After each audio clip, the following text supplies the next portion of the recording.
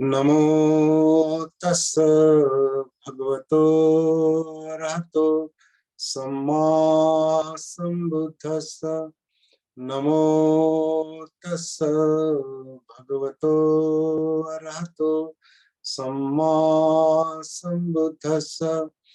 नमो तस् भगवतो अरहतो सम्मा सम्बुद्धस्स। बुद्धं धम्मं संघं नमस्सामि।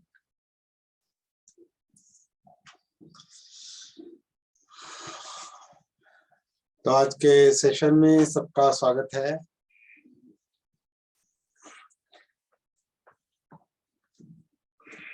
धम्म चक्र प्रवर्तन दिन की सबको शुभकामनाएं।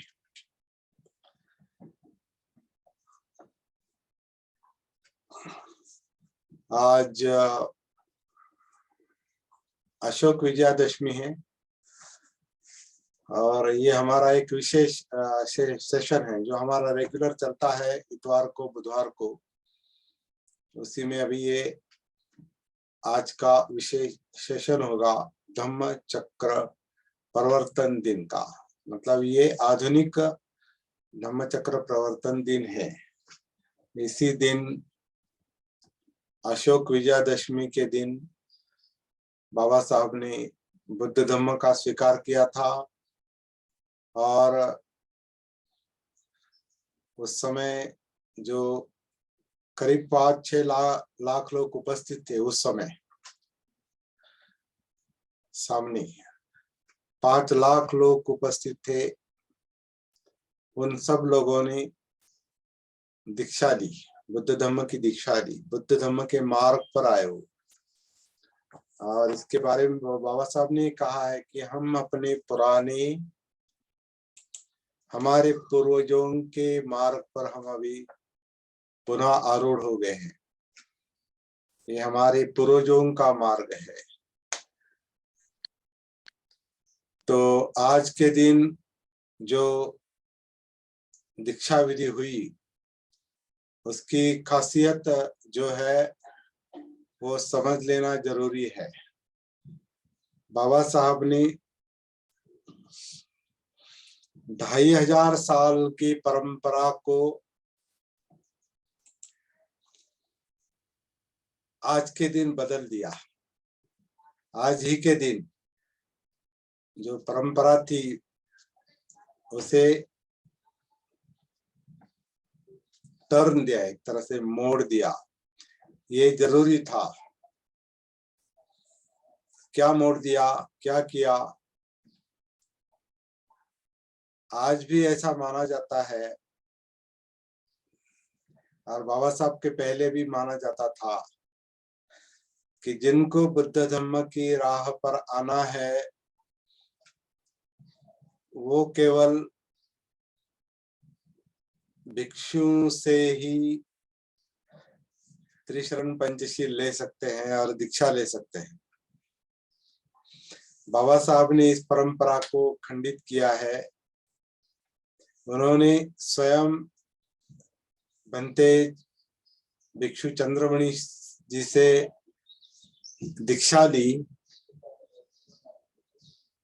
और उसके बाद जो करीब 5 लोग उस समय उपस्थित थे उन 5 लाख लोगों को बाबा साहब ने स्वयं दीक्षा दी है और लोगों ने ली है। वो 5 लाख लोगों ने भिक्षुओं से भिक्षु उस समय कुछ भिक्षु भी वहां स्टेज पर उपस्थित थे और खासकर चंद्रमणि जी थे जिन्होंने बाबा साहब को दीक्षा दी। लेकिन बाबा साहब ने भिक्षुओं से ये दीक्षा विधि नहीं करवाई। बाबा साहब ने एक नई परंपरा यहाँ डाल दी और इसी के कारण आज धम्म का प्रचार बहुत तेजी से चल रहा है। आप देख रहे हैं कई सारे लोग जो है वो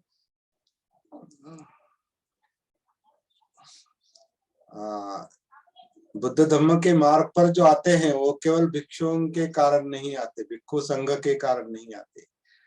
दूसरे लोग भी है जो लोगों को हेल्प कर रहे हैं, लोगों को मदद कर रहे हैं बुद्ध धम्म के राह पर आने के लिए।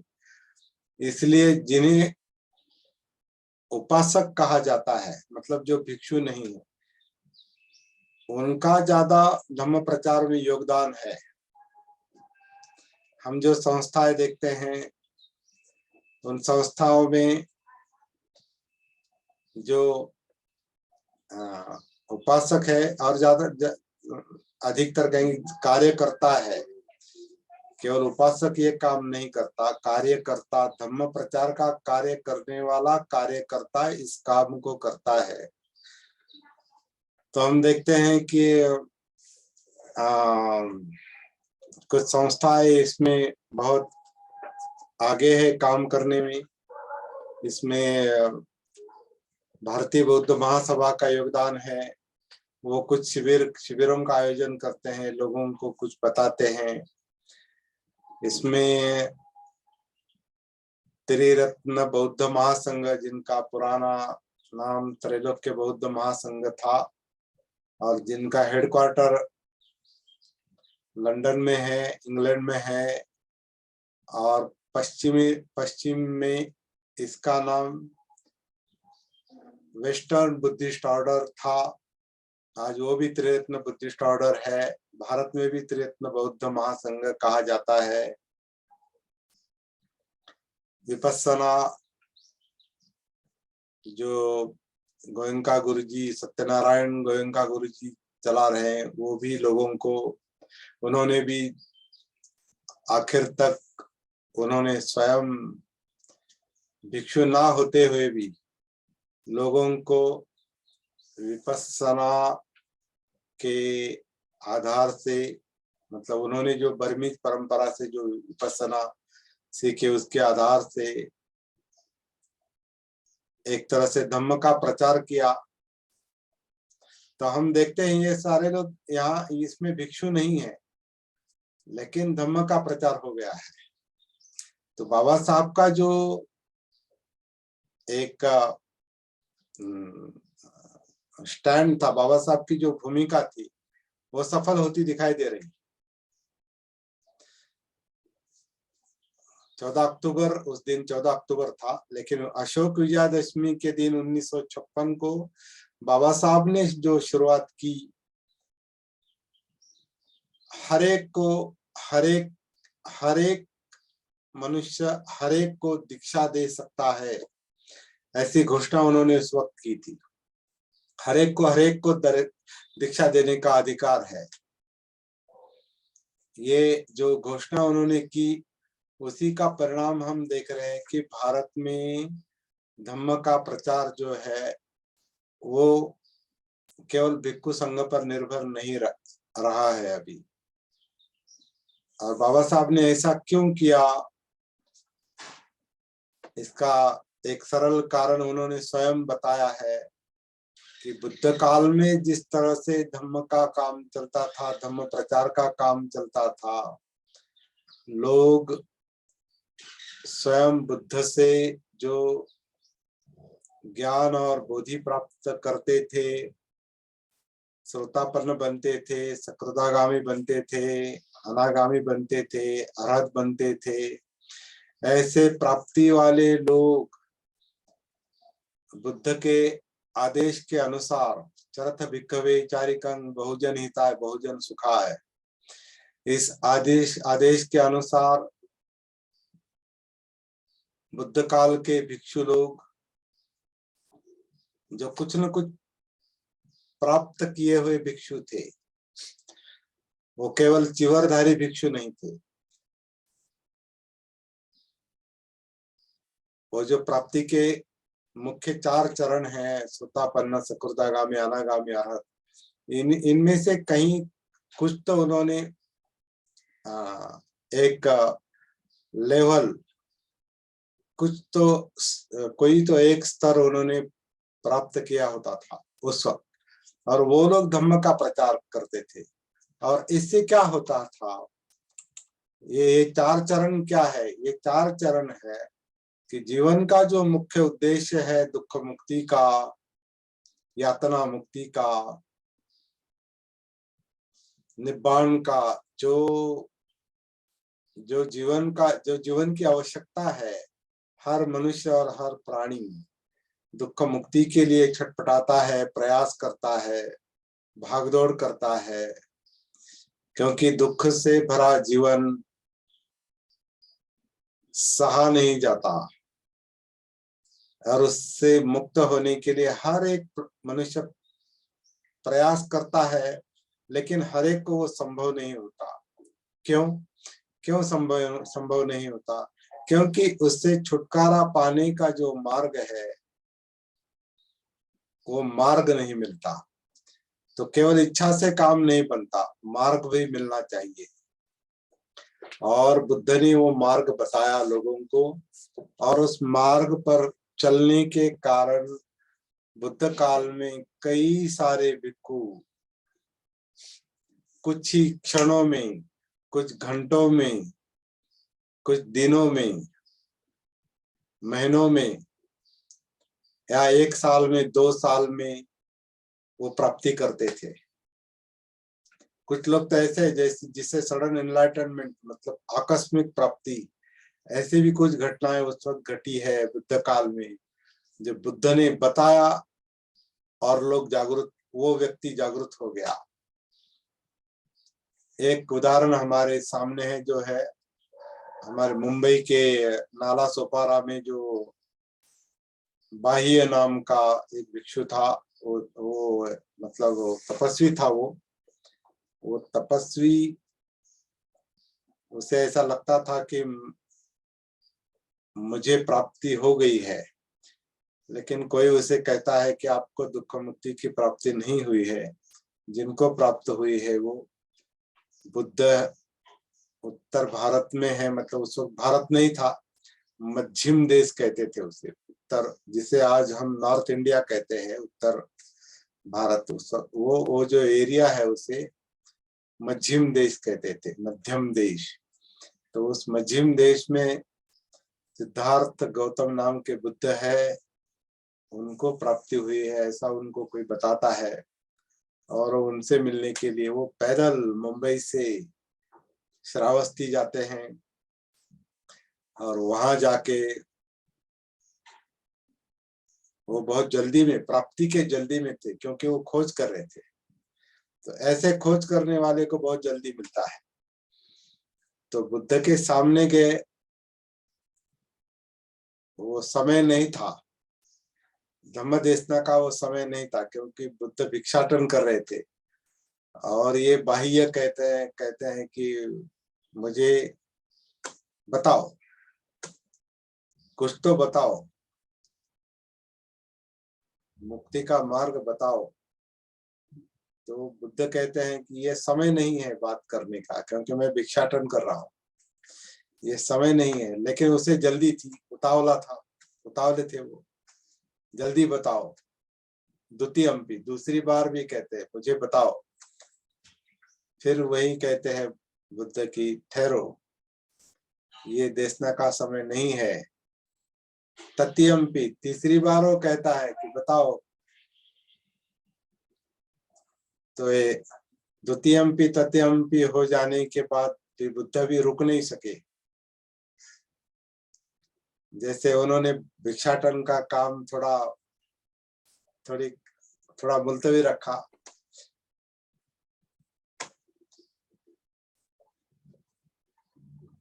उस क्षण में उन्होंने जो बाह्य से बात की,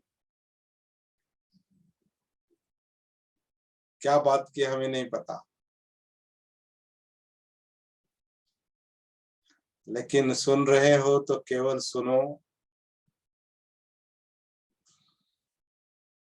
चल रहे हो तो केवल चलो, देखने में देखो, इस वर्तमान क्षण में आ जाओ। और वो आ गए, और वहीं पर काम हो गया। तो ये सडन एनलाइटनमेंट, आकस्मिक प्राप्ति वहीं के वहीं हो गई, लेकिन दोनों तरफ से वो माहौल था। इधर बुद्ध खड़े हैं, उधर प्राप्ति की इच्छा रखने वाला, मतलब तीव्र इच्छा रखने वाला वो बाह्य था। तो केवल एक निमित्त हो गया कि सुनने में सुनो तो शांत हो गया। केवल सुनता है, केवल सुनना कठिन है, केवल देखना कठिन, देखने में देखना कठिन है, बोलने में केवल बोलना कठिन है, वर्तमान में रहना कठिन है, क्योंकि माइंड, मन, चित्त भागता है, भागदौड़ करता है, विचलित है, हमेशा इंद्रियों के विषय में और मेमोरी में घूमता है। वो वर्तमान में टिकता नहीं, वर्तमान में आता नहीं।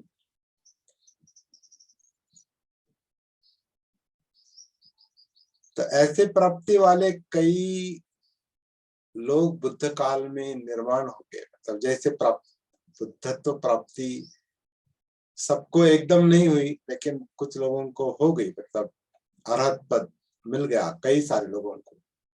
लेकिन अनागामी हो गए कुछ लोग, कुछ सकृदागामी हो गए, कुछ श्रोतापन्न हो गए, कुछ मार्ग पर उतर गए।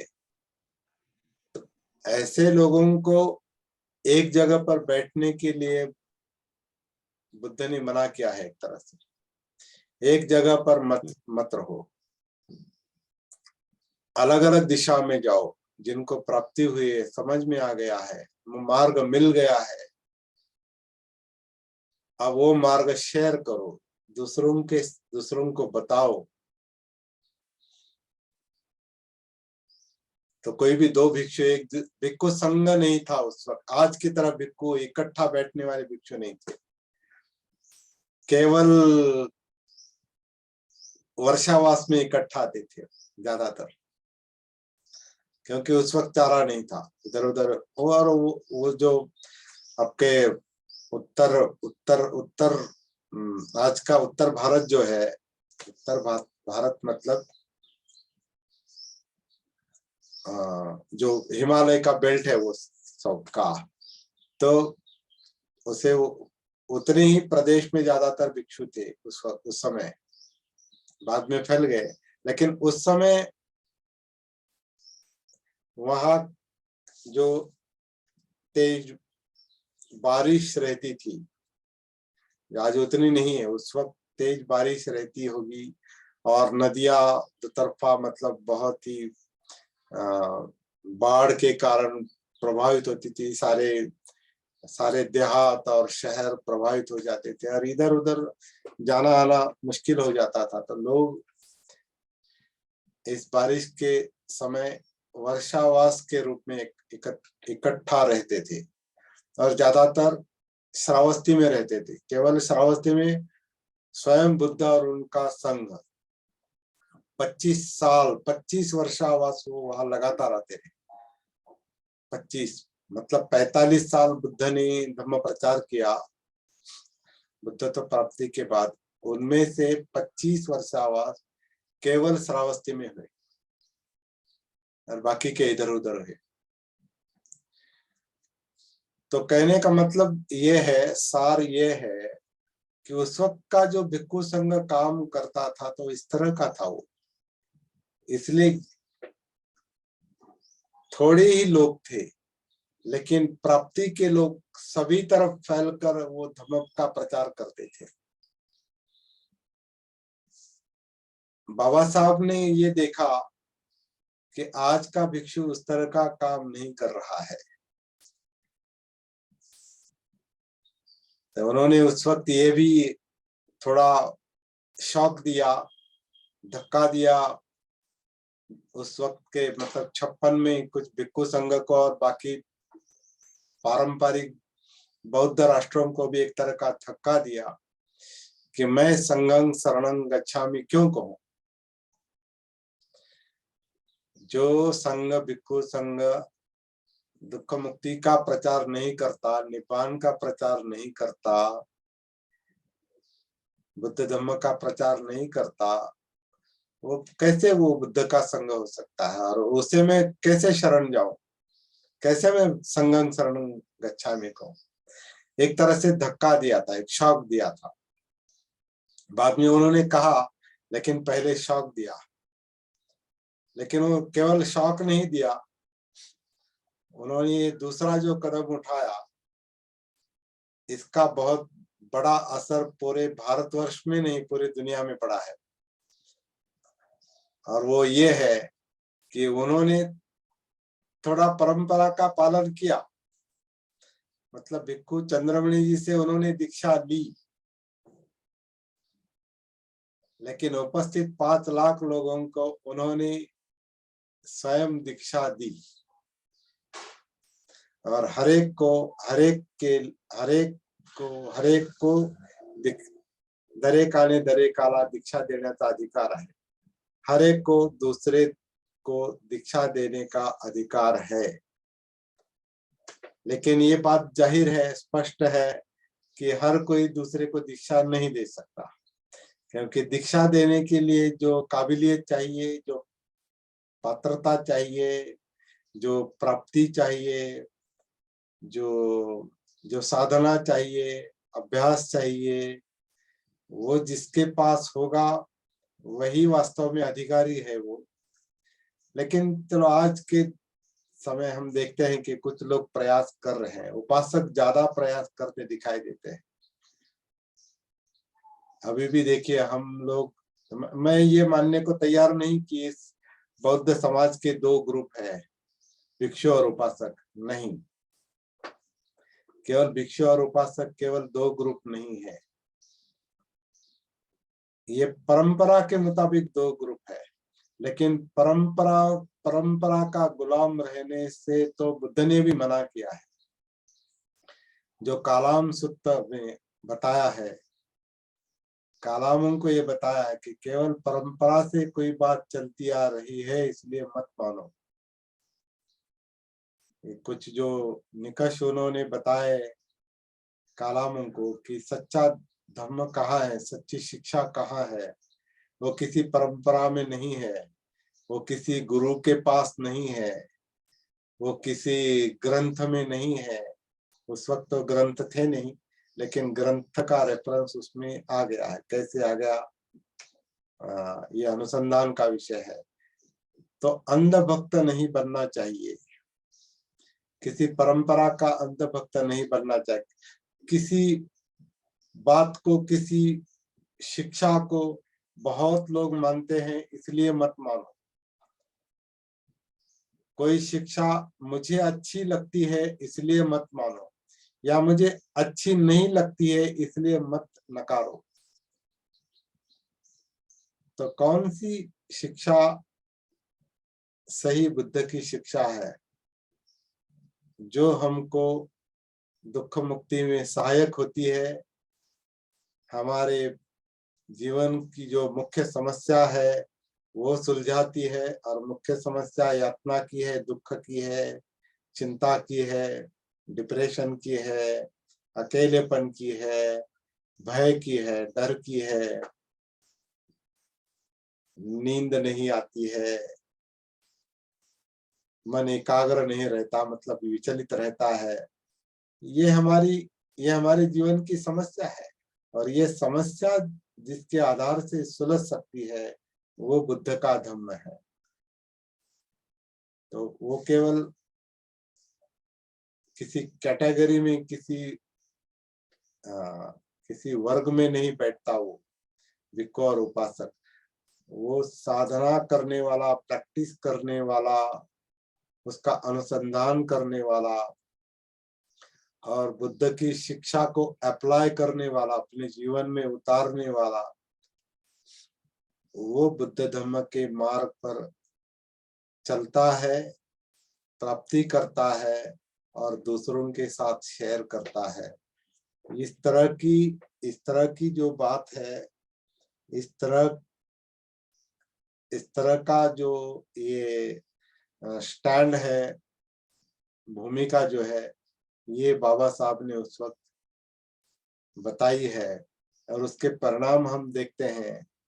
उन्होंने और एक बहुत बड़ा काम किया, सबसे बड़ा काम किया, हालांकि उसका परिणाम उतना नहीं दिखाई दे रहा है, कि संविधान में उन्होंने जो स्वतंत्रता, समता, बंधुत्व और न्याय की बातें बताई है, उसका आधार बुद्ध की शिक्षा है। ये काम, संविधान का ये जो काम है, समता, स्वतंत्रता, बंधुत्व और न्याय का काम, ये अभी उतनी परिणामकारक रीति से नहीं चल रहा है, लेकिन चल सकता है अगर बुद्ध धम्म के इस जागृति का, सती का प्रचार ठीक तरह से होता है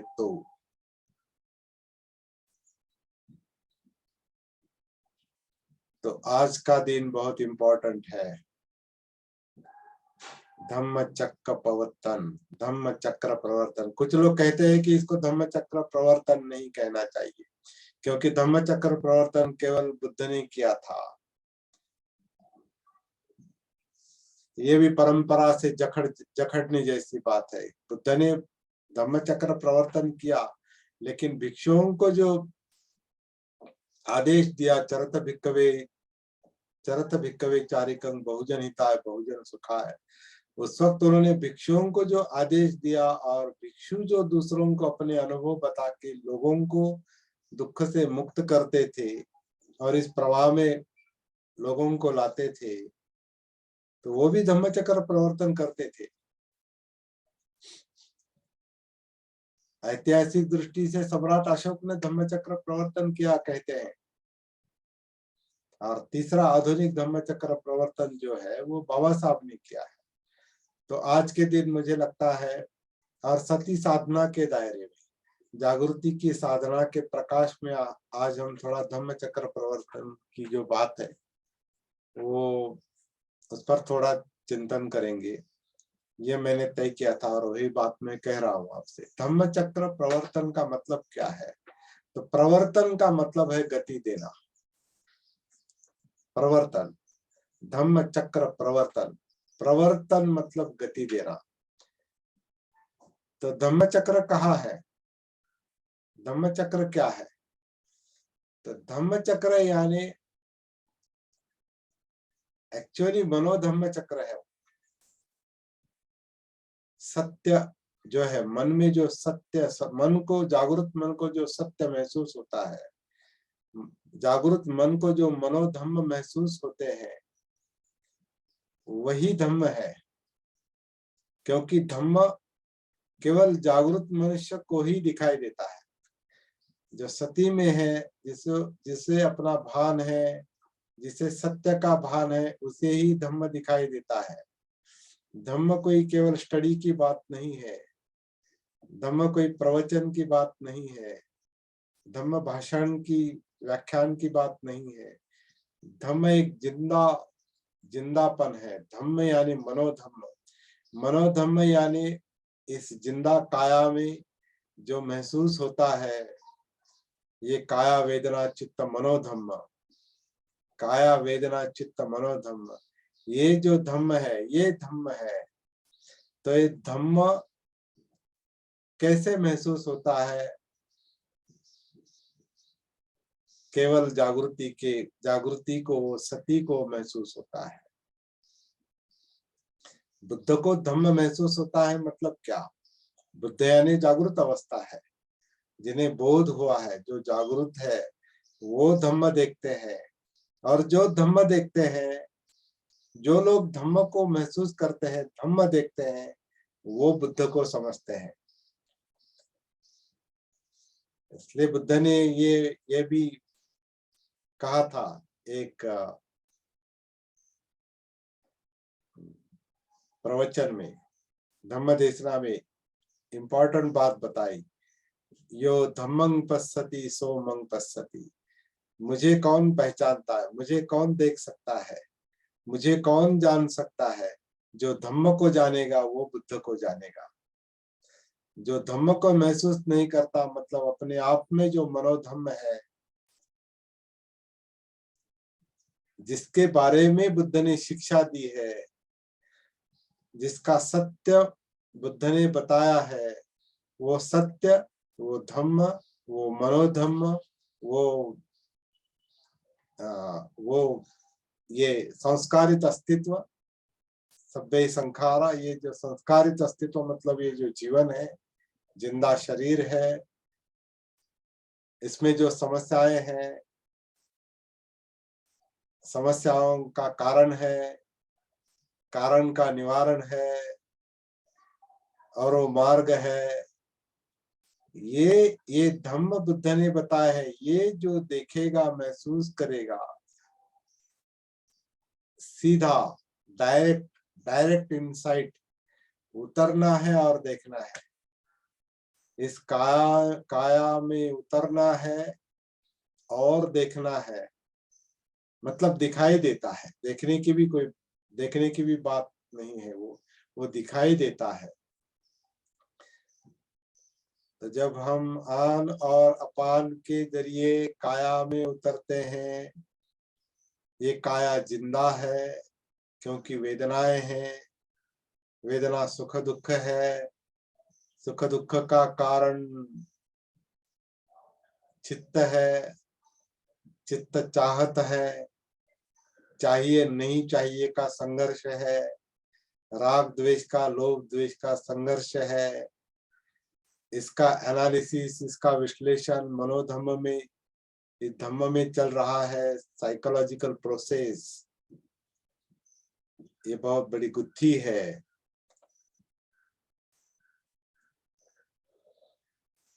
तो आनापान के आधार से काया में उतरने के बाद जब हम वेदना, चित्त और मनोधम्म के प्रवाह में प्रस्थान करते हैं, सती से प्रस्थान करते हैं, धम्म तक जाते हैं, मनोधम्म तक जाते हैं, तो जो बंदिस्त और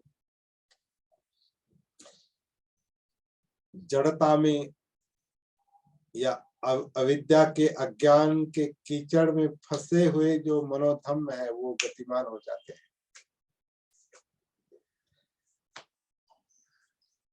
वो धम्म चक्र प्रवर्तन है।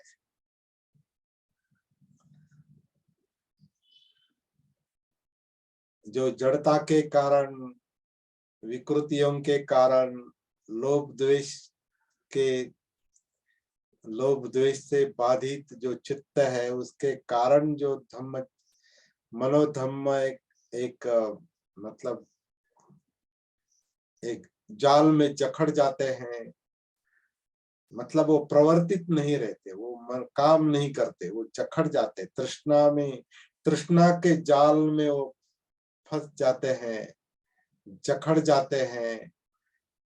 उनमें कभी प्रवर्तन नहीं हो सकता। वो कभी गति नहीं ले सकते। गति लेना मतलब आगे जाना है। गति का मतलब आगे जाना है। चक्र जब घूमता है तो वो आगे जाता है। तो धम्म चक्र जब घूमते हैं, प्रवर्तित होते हैं, तो वो आगे जाते हैं। तो आगे जाना मतलब कहाँ जाना है? तो इधर दुख है, उधर दुख मुक्त है, दुख मुक्ति है। तो धम्म चक्र जब गतिमान होते हैं तो वो दुख मुक्ति की तरफ, निब्बाण की तरफ चलते हैं। वो जो चक्र है, और ये जीवन चक्र जो है, जीवन का जो धम्म चक्र है, वो निब्बाण की तरफ चलता है, दुख मुक्ति की तरफ चलता है, तनाव मुक्ति की तरफ चलता है, चिंता मुक्ति की तरफ चलता है। अच्छी नींद आती है, मैत्री भाव निर्माण होता है, करुणा भाव निर्माण होता है, सुख आनंद महसूस होता है, मुदिता महसूस होती है। और हम जो अनात्म की प्रैक्टिस करते हैं, अनात्म आन, अनात्म अपान, अनात्म काया आन, अनात्म काया अपान, ये काया अनात्म है, ये वेदनाएं अनात्म है, ये चित्त अनात्म है, ये धम्म अनात्म है, सब्बे धम्मा अनात्ताति, ये मनोधम्म अनात्म है। ये अनात्म जिसे समझ में आता है, वो उपेक्षा भाव में होता है। तो उस उपेक्षा की ओर ये धम्म चक्र प्रवर्तन चलता है। और इसका जो परिणाम है वो दुख मुक्ति है, विद्या की प्राप्ति है, जैसे आनापानसति सूत्र कहता है। ये सब साधना करने का अंतिम परिणाम क्या होगा? तो विद्या की प्राप्ति होगी। तो विद्या की प्राप्ति मतलब अज्ञान का अंधकार नष्ट होता है और विमुक्ति की प्राप्ति होती है। ये जो दो शब्द इस्तेमाल किए हैं आनापानसति सूत्र में बहुत इंपॉर्टेंट है। विमुक्ति की प्राप्ति होती है मतलब निब्बान की प्राप्ति होती है। तो आज के दिन बाबा साहब ने जो काम किया है वो भी दुख मुक्ति की ओर ले जाने वाला है। लोगों को लगता है कि हिंदू धर्म का त्याग करने के लिए उन्होंने बुद्ध धर्म को अपनाया है, क्योंकि वहां बहुत तकलीफ थी, वहां अस्पृश्यता थी, वहां जाति व्यवस्था है, वहां विषमता है, वहां बंधुभाव नहीं है, वहां मनुष्य की तरह जीना बहुत मुश्किल है। तो उससे ऊब कर उन्होंने बुद्ध धर्म को अपनाया। ये आधा सच है, ये आधा सच है। पुरानी राह छोड़कर अगर आप नई राह नहीं अपनाते और वही स्टैग्नेंट वहां आपका धम्म चक्र अगर रुक जाता है तो वो छोड़ने का क्या मतलब है? फिर केवल धर्मांतर का क्या मतलब है? कोई मतलब नहीं। धर्मांतर के बाद धम्म चक्र प्रवर्तन होना चाहिए। एक राह छोड़कर आपको नई राह केवल देखनी नहीं है, पकड़नी नहीं, केवल स्वीकार नहीं करनी है, ये केवल देखनी नहीं। हाँ, ये नई राह मैं अभी अभी मुझे मिल गई है, नया रास्ता मिल गया है, और वही चौराहे में खड़ा रहेगा, न पीछे जाएगा न आगे जाएगा। तो वहां धम्म चक्र वो कीचड़ में फंस गया है वो। तो 14 अक्टूबर या विजयादशमी के दिन, आज के दशहरे के दिन या विजयादशमी जो भी हुए, जो भी कहेंगे, वो इम्पोर्टेंट नहीं है। लेकिन आज के दिन बाबा साहब ने धम्म चक्र प्रवर्तन ही किया है कि लोगों को उस मानसिक जकड़ से मुक्त होने के लिए कहा है, प्रवर्तित होने के लिए कहा है, आगे जाने के लिए कहा है। केवल पिछला रास्ता छोड़ने की बात नहीं है, अगला रास्ता अपनाने की भी बात है, अगला रास्ता चलने की भी बात है। तो जैसे भिक्षुओं को बुद्ध बताते, चरत भिक्खवे चारिकं, चरत चलते रहो, चलते रहो, चारिका करो, चलते रहो, और बहुजन हिताय बहुजन सुखाय के लिए काम करते रहो। बाबा साहब ने भी यही आदेश भी दिया है और स्वयं काम किया है, और अपने अनुयायियों से उन्होंने ये उम्मीद रखी है, अपेक्षा रखी है कि वो भी यही काम करेंगे। अगर हम बाबा साहब के अनुयायी ये काम नहीं करते हैं, धम्म चक्र प्रवर्तन का काम नहीं करते हैं, तो हमारा धम्म मार्ग पर आने का कोई मतलब नहीं,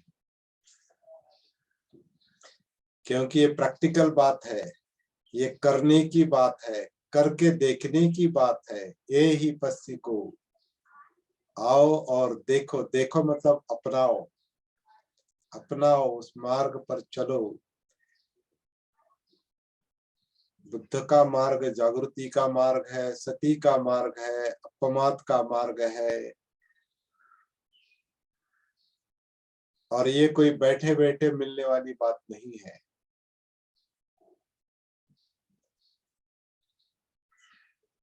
काम करना पड़ता है, साधना करनी पड़ती है कि ये शरीर किस तरह से सांस अंदर लेता है, किस तरह से छोड़ता है, फिर कैसे काया काया से हम जुड़ जाते हैं, काया से कनेक्ट होते हैं। ये काया जिंदा है, इसमें वेदनाएं हैं, फीलिंग्स है, जानिवा मराठी में। तो ये जो जिंदापन है, ये जिंदापन महसूस करने की बात है। जब हम काया से कनेक्ट होते हैं, मतलब काया का जिंदापन, जीवन, जिंदापन मतलब जीवन, तो काया में उतरना मतलब जीवन को महसूस करने की बात है। और जीवन से जुड़ जाएंगे तो जीवन के प्रॉब्लम का पता चलेगा, यातनाओं का पता चलेगा, दुख का पता चलेगा, दिखाई देगा, दुख का कारण दिखाई देगा। और सती जो है वो दुख से मुक्त करेगी, जागृति जो है वो दुख से मुक्त करेगी। यही बुद्ध का अनुसंधान है जो बोधगया में हुआ था, और वही हमारा मुख्य काम है जीवन का। व्यवहार चलता रहेगा, व्यवहार चलता रहेगा। हमें व्यवहार मतलब जीने के लिए जो करना है, अन्न वस्त्र निवारा, वो करना पड़ेगा, क्योंकि जिंदा रहना है, मतलब जीवन चलाना है। लेकिन जीवन को मुक्त करना अलग बात है, जीवन को दुख मुक्त करना अलग बात है। और वो प्रैक्टिस होनी चाहिए। बाबा साहब ने, मेरे ख्याल से बाबा साहब की जीवन भर का संदेश यही रहा है, जागृति का अग्नि प्रज्वलित रखो, या जागृति का अग्नि कभी भी बुझने नहीं देना चाहिए। इस तरह के उनके संदेश है। उन्होंने जन जागृति का ही काम किया जीवन भर। और बुद्ध ने भी दुख मुक्ति के लिए जन जागृति का ही काम किया है। तो बाबा साहब का और बुद्ध का जो समान कार्यक्रम है, समान उद्देश्य है, कॉमन फैक्टर जो है उनके काम का, जो मुख्य मुद्दा है, समान मुद्दा है, वो जागृति का है, सती का है, आत्मभान का है, धम्म चक्र प्रवर्तन का है। जो मनोधम्म कुंठित हो गए हैं, जखड़ गए हैं, बंदिस्त है, आलस्य में, काम छंद में, द्वेष में, स्पर्धा में होड़ लगती है ना, कंपटीशन, मैं भाव में, आत्म भाव में, डाउट्स, विचिकित्सा, अनसर्टेनिटी, अनक्लियरिटी, हमेशा इधर जाओ उधर जाओ, ये करो वो करो, ऐसा करो वैसा करो। इस संदिग्धता में जब तक मन रहता है, वो जखड़ गया है, उसमें प्रवर्तन नहीं हो सकता, वो जखड़ गया है। तो उसको खोल देना है। जो कीचड़ में जखड़ गया है, मराठी में रुत्न जलापन, चाक रुत्न, चिखलात रुत्न, मतलब वैसे जो धम्म का चक्र जो कीचड़ में फंस गया है, उसे प्रवर्तित करती है सती साधना। और ये नैसर्गिक रूप से होता है, ये कोई बाहर से करने की बात नहीं, अंदर से, अंदर की बात है ये।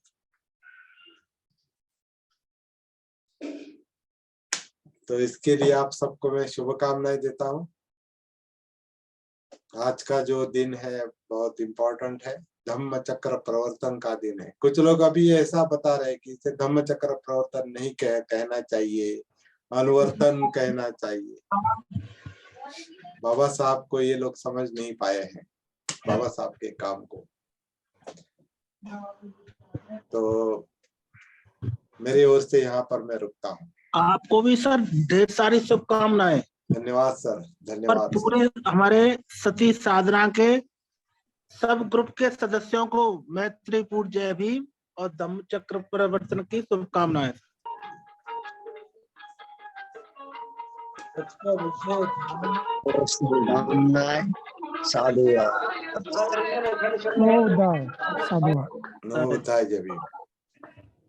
अपने निब्बाण को प्राप्त करना। तो ये बात जो है बहुत अच्छे से समझ आई सर, आपने बहुत अच्छे से ये बाबा साहब ने जो धम्मचक्र प्रवर्तन जो किया वो मतलब गति, उन्होंने गति दी जा समाज को, और ये सभी उपासकों उपासिकाओं के लिए ये मार्ग खोल दिया, वो भिक्षुओं तक सीमित नहीं रखा हूँ। जी। तो इसी दिशा में सर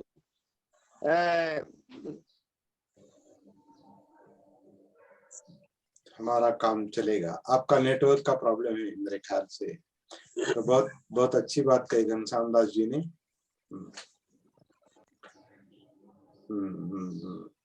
तो खूंटे से बंधा हुआ जीवन मुक्त करना है, मतलब गुलामी से मुक्त होना है। तो गुलामी से मुक्त होना ही स्वतंत्रता है, स्वातंत्र्य है। सभी को बंधु भाव से व्यवहार करना, वो समता है, मैत्री है, बंधुता है, और इससे न्याय का वर्तन अपने आप निर्माण होता है जागरूक होने से। तो समता, स्वतंत्रता, बंधुत्व, न्याय, ये जो संविधान की बातें है वो धम्म चक्र प्रवर्तन से ही संभव है। धम्म चक्र प्रवर्तन जागृति से, सती से संभव है। ये बात आज के दिन हम समझ लेंगे, और सती साधना करने वाले हम लोग या इसके बाद जो लोग इसमें आ जाएंगे, जुड़ जाएंगे, हम सब मिलकर यही काम करेंगे कि बाबा साहब ने, बुद्ध ने जो बातें बताई है उसको व्यवहार में उतारेंगे और उसका प्रचार भी करेंगे, और इस भारत को जागरूक करेंगे, धम्ममय करेंगे, बुद्धमय करेंगे। सबको जय भीम, नमो बुद्धाय। Hello sir.